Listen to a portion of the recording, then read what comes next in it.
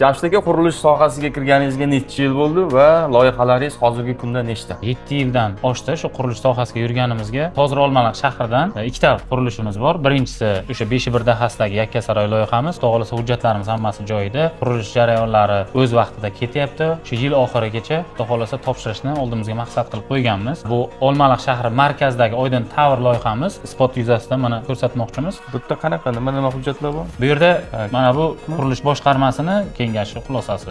Mana bunisi yig'ma ekspertiza xulosasi.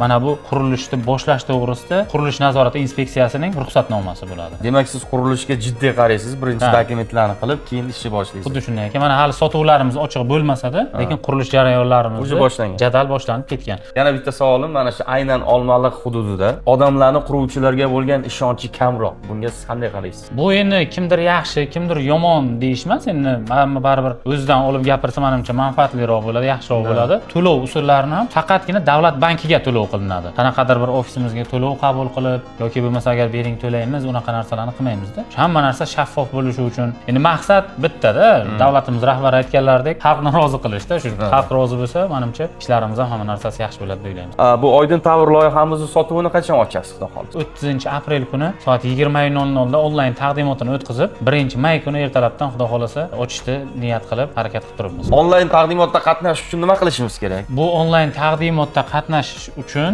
Instagram profilimiz shapkasidagi link orqali Telegram yopiq kanaliga o'tib qo'shilib olishsa, xudo xolasa hammasini o'sha yerda bosqichma-bosqich, qaysi kuni, qanaqa vaziyat, hammasini xudo xolasa ochiqchasiga gaplashib o'sha yerda gaplashib olsak bo'ladi.